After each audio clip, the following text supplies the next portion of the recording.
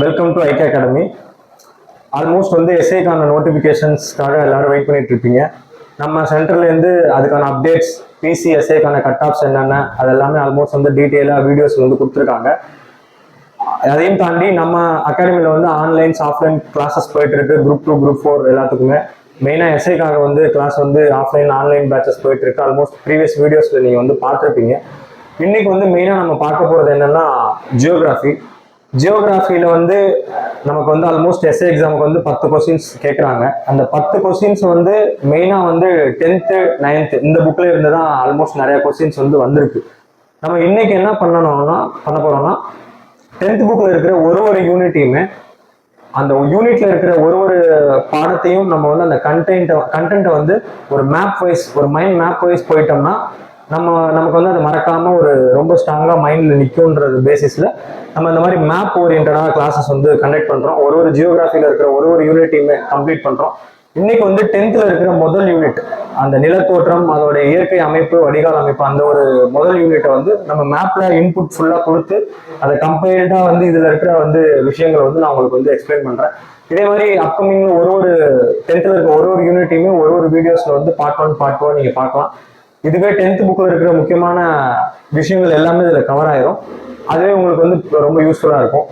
நம்ம எஸ்ஐக்கான classes offline online test batch யாராவது ஜாயின் பண்ணணும்னா இந்த நம்பருக்கு கால் பண்ணி உடனே இமீடியட்டாக நீங்கள் ஜாயின் பண்ணிக்கலாம். ஆன்லைனும் அவைலபிளாக இருக்குது, offline classes plus test batch அவைலபிளாக இருக்குது. நீங்கள் வந்து ஜாயின் பண்ணிக்கலாம் கம்பல்சரி.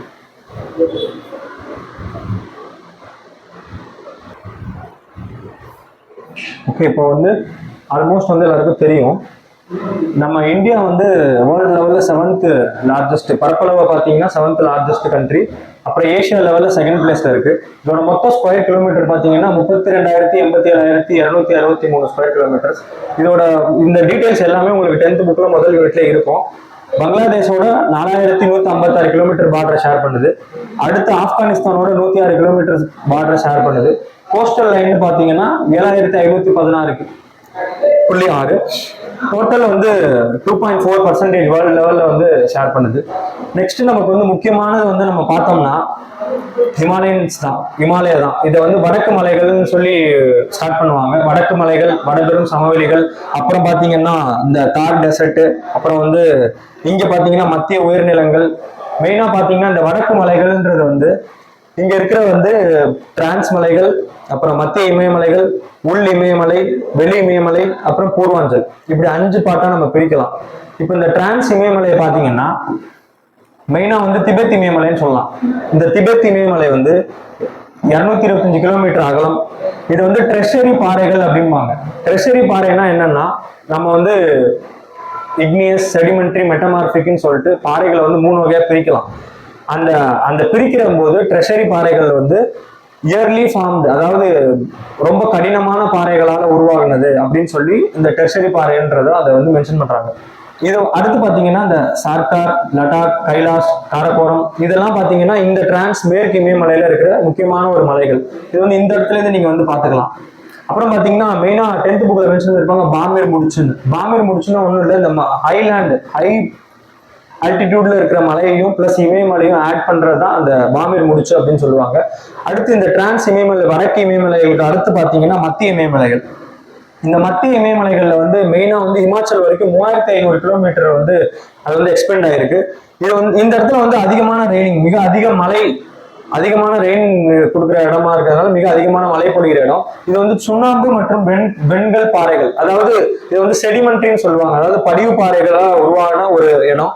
அதுக்கு இதுல வந்து பீர்பாஞ்சல், தவளத்தார், மகாபாரத்ன்ற மாதிரியான முக்கியமான இடங்கள் எல்லாமே. இதுல வந்து முக்கியமான ஒரு சுற்றுலா தலங்கள் பாத்தீங்கன்னா இந்த சிம்லா, முசோரி, இதெல்லாமே வந்து கவர் ஆகும். அடுத்து பாத்தீங்கன்னா உள் இமயமலை. உள் இமயமலை வந்து நம்ம இமாத்ரி அப்படின்னு சொல்லுவோம். இமாத்ரி வந்து 6000 மீட்டர் வந்து ஹைட்டு. இதுல வந்து குறைவான மழைப்பொழிவு, இங்க வந்து குறைவான ஒரு மழைப்பொழிவு தான். அப்புறம் வந்து இது வந்து கண்டினியூஸான ஒரு செயின் சீரியஸான இருக்கிற ஒரு மலைகள், தொடர்ச்சியான ஒரு மலைகள். இங்க வந்து எவரெஸ்ட் சிகரம் வந்து ஆக்குபேட் ஆயிருக்கு. இங்க பாத்தீங்கன்னா 8848. அடுத்து பாத்தீங்கன்னா வெளி இமயமலைகள்.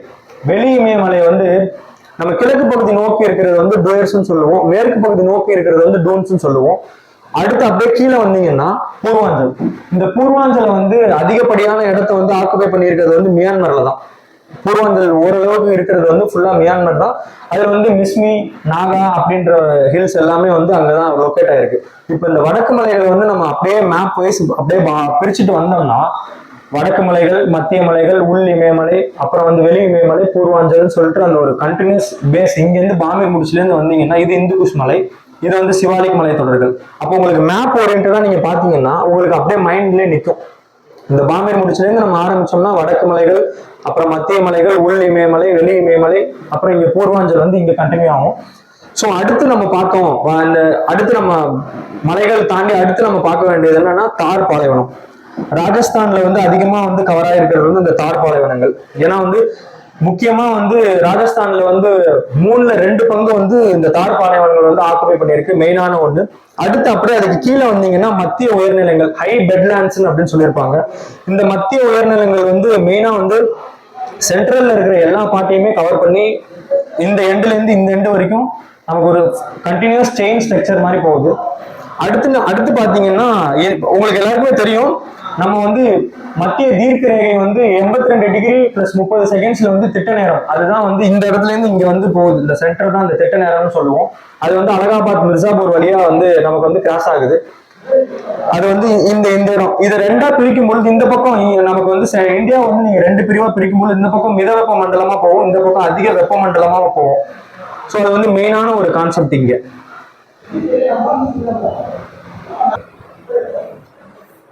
ஸோ இப்போ நீங்க அடுத்து பாத்தீங்கன்னா அதுக்கு கீழே நம்ம வந்து தக்கான பீடபூமி, இந்த ஒரு பவுண்டரி இருக்குல்ல, இதுதான் வந்து தக்கான பீடபூமி, அதாவது டெக்கன் பிளாட்டோஸ்ன்னு சொல்லுவாங்க. நம்ம வந்து இந்த கடகரேகைக்கு மேல இருக்கிற மிதவெப்ப மண்டலத்தையும் வெப்பமண்டலத்தையும் பார்த்தோம். ஆல்மோஸ்ட் சவுத் பொசிஷன் எல்லாமே வந்து வெப்பமண்டலத்துக்கு உள்ள வந்தது. அதுக்கு மேல நம்ம நார்த் சைடு போயிட்டோம்னா மிதவெப்ப மண்டலம் அந்த பக்கம் போயிடும். அதுக்கு கீழே இருக்கிற இந்த போர்ஷன் வந்து நம்ம தக்கான பீடபூமின்னு சொல்றோம். இந்த தக்கான பீடபூமி வந்து ரொம்ப ஹைலேண்ட்ஸா ஃபுல்லா வந்து ஃபார்ம் ஆயிருக்கிற ஒரு ஏரியாஸ். அடுத்து இந்த ஒரு ஸ்ட்ரெச் தான் நம்ம வந்து இந்த இடத்துல ஆரம்பிக்கும். பாத்தீங்கன்னா இது ஒரு முக்கோணம் மாதிரி ஃபார்ம் ஆகி போகும்.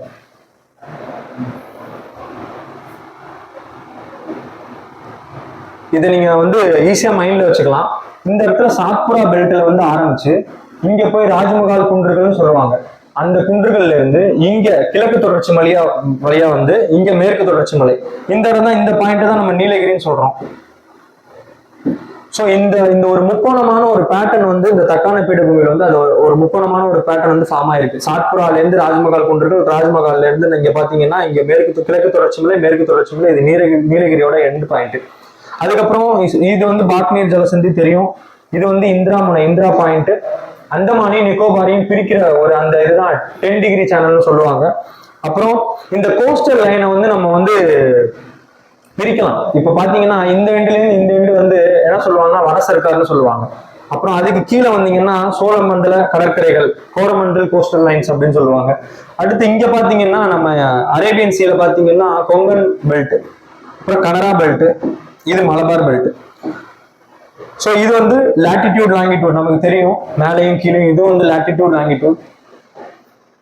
ஸோ இந்த கண்டினியூஸ் சீரீஸை பார்த்தீங்கன்னா உங்களுக்கு வந்து ஆல்மோஸ்ட் வந்து 3214 கிலோமீட்டர் மேலே நீங்கள் வந்து ஜம்முலேருந்து ஆரம்பிச்சு இங்கே கன்னியாகுமரி வரைக்கும் வந்தீங்கன்னா 3014 கிலோமீட்டர் கவர் ஆயிருக்கும். இந்த எண்ட்லேருந்து இந்த எண்டு போனீங்கன்னா 2933 கிலோமீட்டர் வந்து கவர் ஆயிருக்கும். இந்த கம்ப்ளீட் என்டையர் மேப்ல வந்து நமக்கான ஒரு ஜியோகிராபிக்கான என்டையர் லொகேஷன், அதாவது வனப்பெரும் சமவெளிகள், அப்புறமேட்டு வந்து தக்கான பீடபூமி, சென்ட்ரல் ஹைலேண்ட்ஸ், பெட்லேண்ட்ஸ், அப்புறம் இந்த பிரிக்கிற சேனல்ஸ், அப்புறம் இந்த கோஸ்டல் ஃபார்மேஷன். ஸோ இந்த மேப்ல வந்து உங்களுக்கு ஒரு கிளியர் கட்டான ஒரு ஐடியா கிடைக்கும். ஸோ மேப்பை பேஸ் பண்ணி நம்ம வந்து ஒரு கண்டென்ட்டையும் நம்ம கொடுக்கும் பொழுது அதுக்கான கிளியர் கட்டான ஐடியா கிடைக்கும். இதோட பார்ட் 2 வீடியோ வந்து நம்ம நெக்ஸ்ட் பார்ட் 2 வந்து நெக்ஸ்ட் வீடியோவில் வந்து அப்லோட் பண்றோம். அதை நீங்க வந்து கண்டினியூஸா வாட்ச் பண்ணிட்டு இருந்தீங்கன்னா இந்த மாதிரி மேப் வைஸ் போகும்பொழுது உங்களுக்கு இன்னும் ஈஸியா புரியும். கண்டிப்பா வந்து டிஸ்கிரிப்ஷன்ல நம்பர் இருக்கும், நீங்க வந்து உடனடியாக எஸ்ஐ கிளாஸும் ஆன்லைன் அண்ட் ஆஃப்லைன் கிளாஸும் இமீடியட்டா வந்து ஜாயின் பண்ணுங்க. தேங்க்யூ.